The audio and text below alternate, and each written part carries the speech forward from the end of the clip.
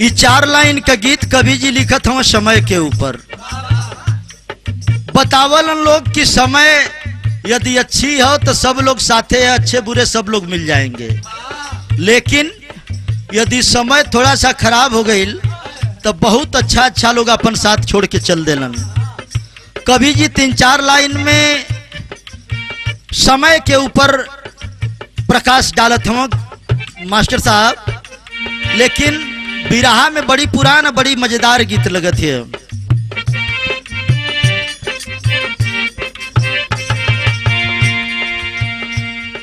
यरे पपिहरा पपिहरा हरि कह बोल जनी बोला,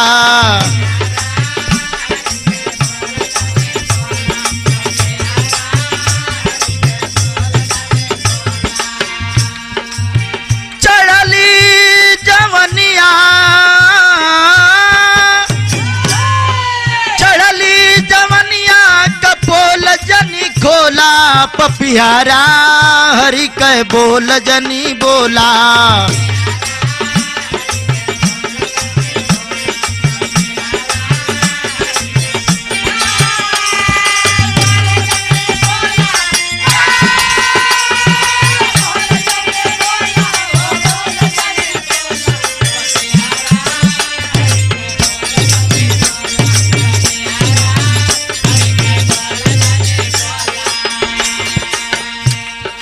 लेकिन कवि जी लिखत हो समय के विषय में कैसे? यरे समैया सबके नचावे पारा पारी,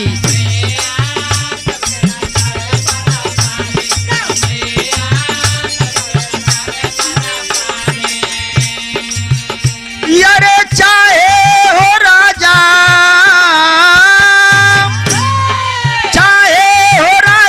या यतना भिखारी, समैया सबके नचावे पारा पारी।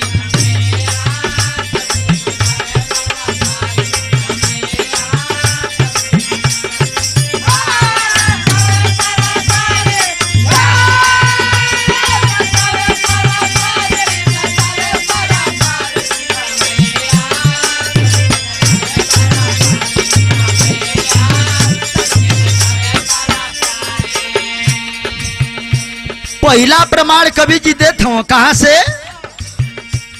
सतयुग में आइल हरिश्चंद्र पर समैया,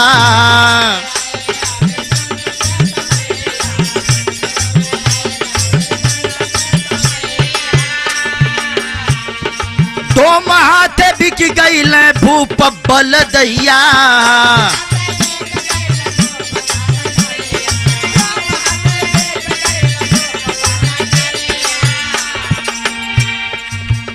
सतयुग में प्रमाण मिला कि राजा हरिश्चंद्र सत्य की लड़ाई के लिए, सत्य के लिए अपने राज्य को न्यौछावर कर दिए, अपने शरीर को न्यौछावर कर दिए, अपने पुत्र को न्यौछावर कर दिए।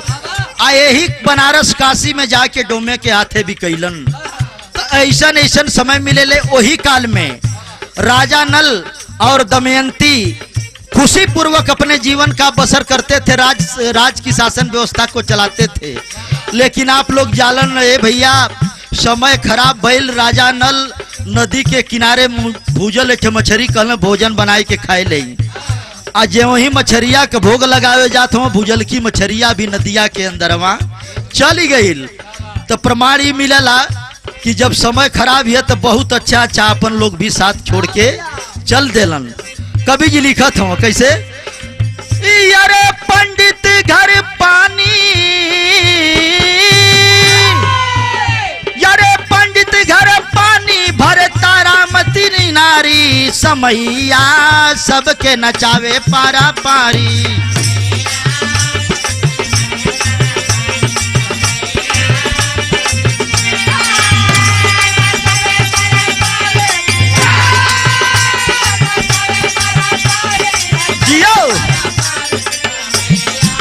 सबके नचावे पारा।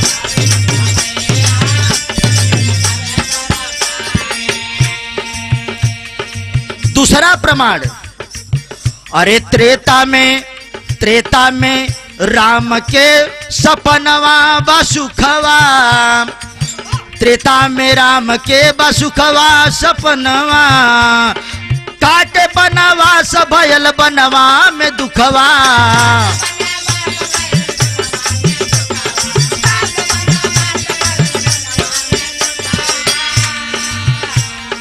हरी गईली बनवा, हरी गईली बनवा में सिया सुकुमारी, समैया सबके नचावे पारा पारी।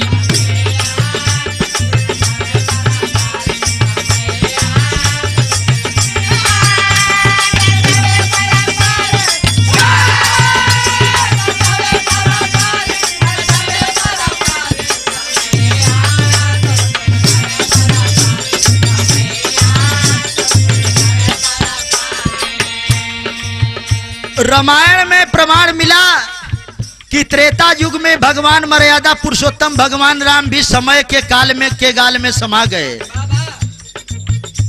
कैकेयी मां के वरदान के अनुसार आप लोग जानलन कि भरत के 14 वर्ष का गद्दी मिलल और राम के 14 वर्ष के वनवास मिलल। आ समय इतना खराब भइल कि वन में पत्नी कभी हरण राजा लंका के राजा रावण के द्वारा सीता जी का हो गया। तो समय भैया केहू के संसार में छोड़ल ना, चाहे वो राजा होकर, चाहे रंग होकर, चाहे भिखारी होकर, चाहे पुजारी होकर। ये लिए तीसरा प्रमाण कभी देता हूं कैसे। यारे द्वापर में फंस गई ले पांडव बखेला,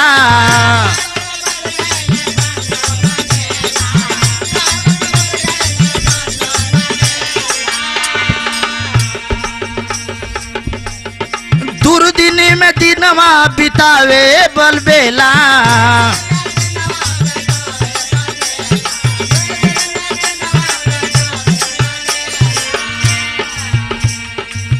बतावल जाला कि धर्म और अधर्म के लड़ाई में हमेशा धर्म का विजय होले।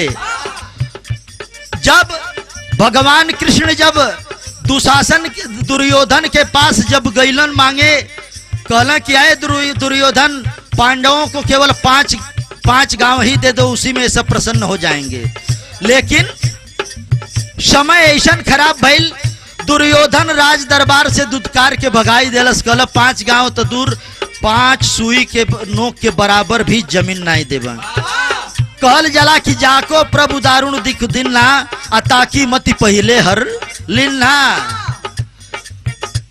ईश्वर जिसकी बुद्धि जो है, जिसको कठोर दुख देना चाहते हैं, तो उस व्यक्ति की, उस मनुष्य की बुद्धि का सबसे पहले हरण कर लेते हैं।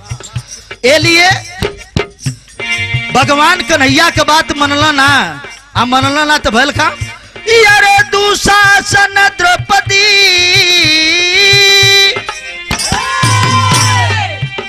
दुशासन द्रौपदी का खिंचत रहल सारी, समैया सबके नचावे पारा पारी।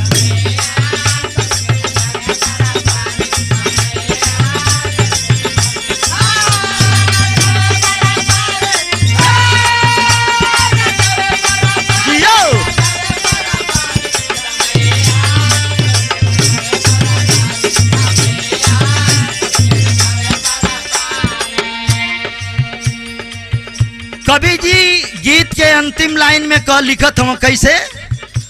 यारे कल युग में जिन्ना जवाहर,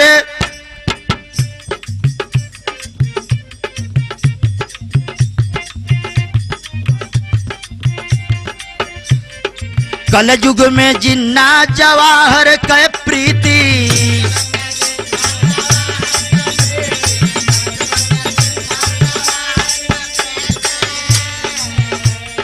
कैले समैया जहर कूटनीति।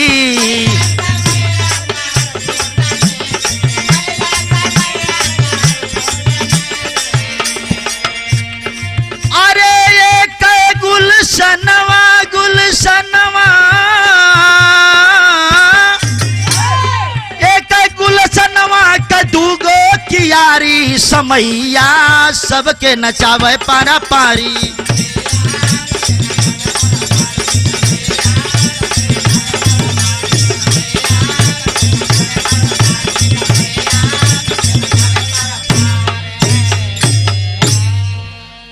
प्रमाण मिलता है कि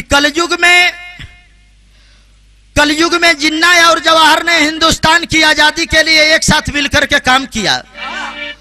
दोनों लोग प्रधानमंत्री के दावेदार बन गए। ऐसी राजनीति के चंगुल में फंसे जिसका परिणाम भारत और पाकिस्तान के रूप में, दो देशों के रूप में बंटवारा सामने आया। यही लिए लिखल गल अंतिम लाइन में, कैसे मास्टर साहब? यारे गुरु गणेश राम लाल बाउर समैया,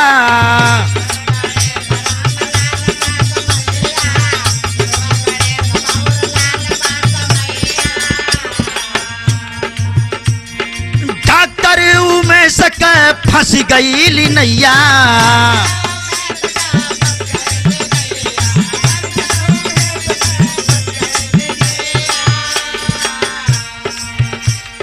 चारों युग को छोड़ दीजिए। इस वर्तमान परिवेश में मैं भी खुद एक उदाहरण हूं जो समय का मारा हुआ हूं।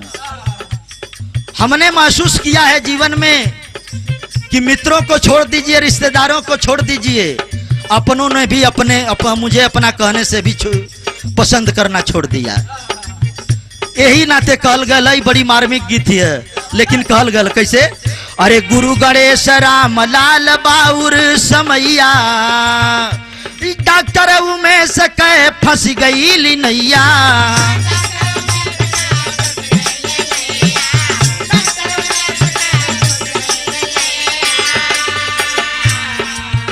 अरे यादव मुसाफिरी मुसाफिर मुसाफिरी,